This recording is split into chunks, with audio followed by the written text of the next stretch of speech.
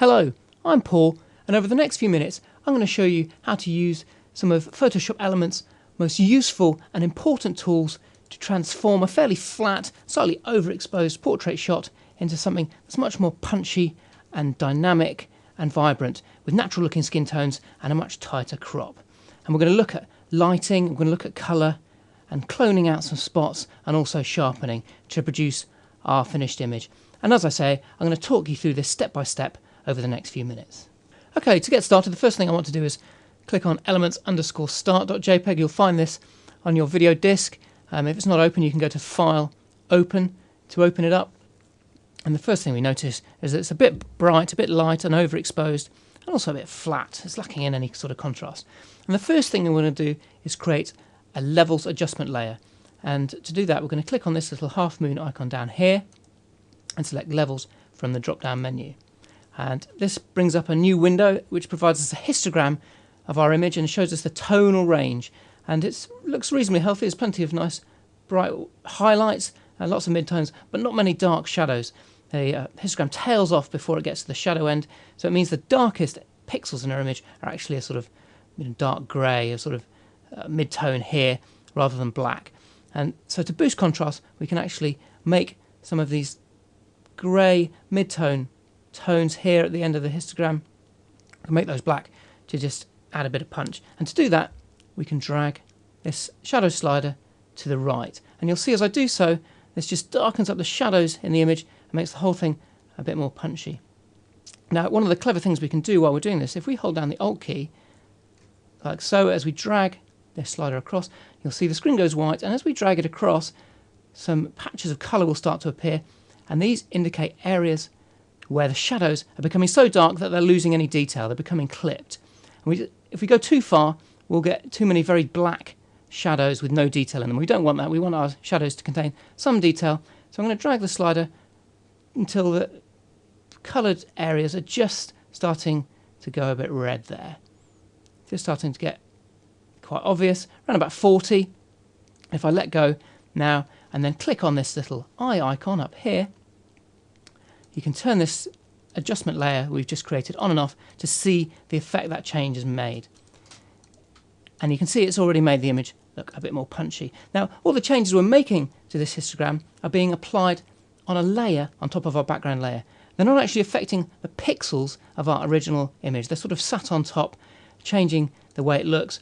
So it means if we make a mistake or if we want to change things or even delete this adjustment layer, we can always go back to our original background image, our original source file, without any changes having been made. Now the image still looks slightly bright. The shadows are healthier looking now. There's more contrast. But to just darken the mid-tone slightly, I'm just going to drag this grey mid-tone slider to the right to around about 0.80, something like that. If I can't quite get it, I can always type it in like so. And you can see again that's just had the effect of just darkening the mid-tone slightly and making the exposure more accurate. So it's already looking much more healthy. But I'm also going to just boost the contrast slightly, make everything a bit more punchy, this time by dragging the white highlight slider here to the left. And again, I can hold down the Alt key and the screen will go black. And as I drag it across, you'll see these coloured patches start to appear. Now, we don't need to worry about the background at the top. All these leaves here are quite blown out, and I'm happy for those to contain not very much detail because they're lit by the sun, they're sun dappled, and they don't need to contain too much in the way of detail. So if I hold down the Alt key, I can see those starting to blow out, become clipped in the patches. And just as the model's arms here are starting to go red, again, I don't need to worry about having too much detail in her arms. It's her face I'm interested in. I'm just going to stop there, around about 240, possibly go perhaps 245, maybe a bit more conservative, like so, 244. Let go, and there we have a slightly more punchy, contrasty image. And you can see just by clicking on this eye icon here to turn this adjustment layer on and off, what a dramatic effect this has had on our portrait already. Okay, so we've looked at the lighting or levels, the tones in our image, and the next thing we want to look at is the colours and the colour balance. For my money, it looks a little bit warm and a bit on the red side. The model's complexion doesn't look quite right, doesn't look quite natural. So we're going to adjust that again by using an adjustment layer. So if we click on the half moon icon again here, and this time we're going to go to hue saturation, and we can use this to isolate specific colours in the image and to tone them down slightly. As I said, I think the image is looking a bit warm, a bit red, so I'm going to click on reds, and I'm just going to drag the saturation of the reds down to around about -20 here. And we can do the same for the yellows. Again, yellow creates quite a warm hue. I'm just going to drag the saturation of yellows also down to about -20, like so. And you can see if I click on this eye icon here, again this turns this new hue saturation layer off and on. If I turn it on, you can see the skin tones look much more natural, not quite so warm and ruddy. That's our before and that's our after. Now we can try some of the other colours here. Perhaps magentas, you might think there's some magenta in the skin tones, but you'll see if we drag the saturation slider to the left and right here to +100 and back down to -100, it makes very little difference to the overall colours of the image. So we know that actually magentas aren't playing a big part in our portrait here. And we could do that with the other colours, but I know from experience that these reds and yellows are what's needed to sort of just tone down this warm white balance we've got in our original shot. Okay, so that's the lighting sorted out and the colour balanced a bit more naturally. And the next thing we're going to look at is just cloning out some of the little blemishes in the model's face. And to do that, we're going to grab the zoom tool here. We're going to zoom in until her face fills the screen. We don't want to go too far, that's probably about right. And then we're going to click on the healing brush tool here, or the spot healing brush is probably ideal for little spots.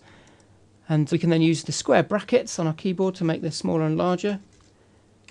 So it's a suitable size for the various spots we want to clone out. And what we find is if we just go over some freckles and spots, just click on them. Oh, one thing I've forgotten to do is select the background layer. The reason that didn't work when I tried to click on that spot is because at the moment I've got one of my adjustment layers selected, and I actually need to click on the background layer, my original image, so that I can clone out some of these spots. And you can see they just disappear as if by magic. And we can just go around the image, and we can also make the circle slightly bigger, again using the square brackets.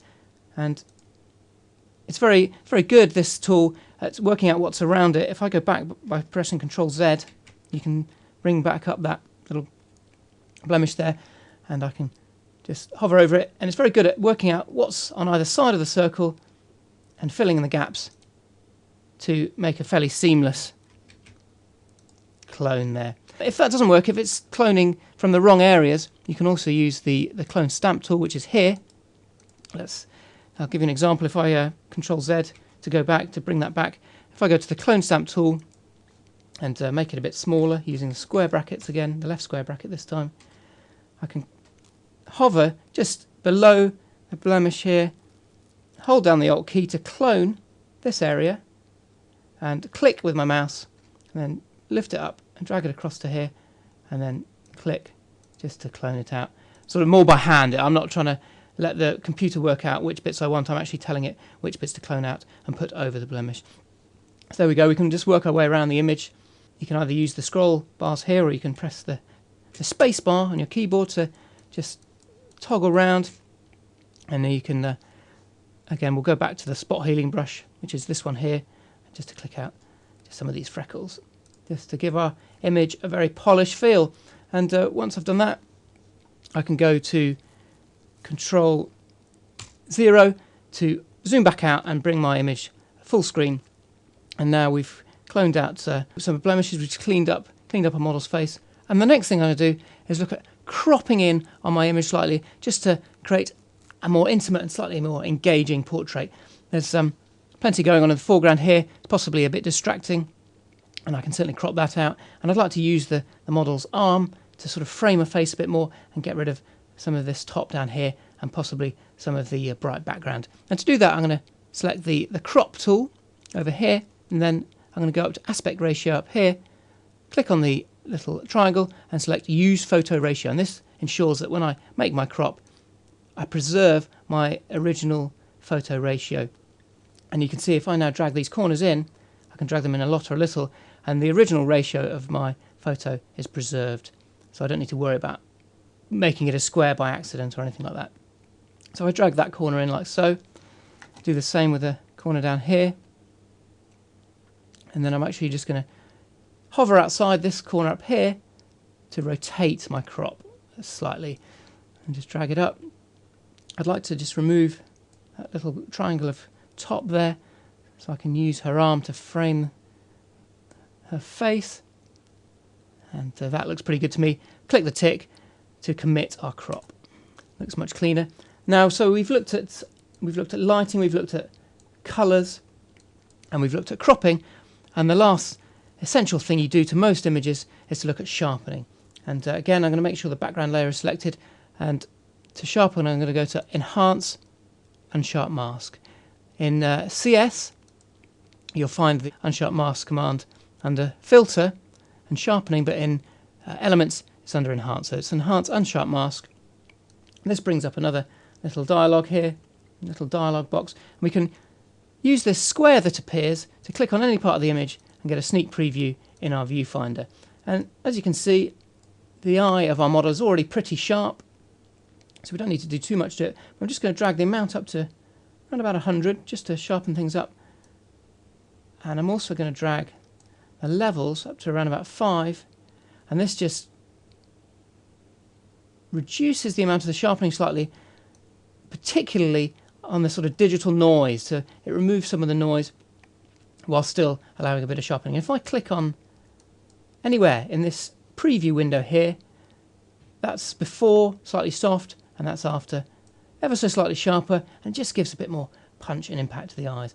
So there you have it, our finished portrait with the lighting, the colours, the blemishes, and the sharpening and the cropping all improved. If I go up to Window just to close down the adjustments pane here, you can see my different layers, and I can just go back through these to go back through the processes we've been through. So here's our background image, slightly light, overexposed and a bit flat, and we just boosted the tones, increased the contrast using the levels, sorted out the lighting. It still looked a bit warm. We went on to sort out the colours using hue saturation before cropping and removing blemishes and sharpening. And as I say, there it is, our finished image with much more impact than our slightly lackluster original.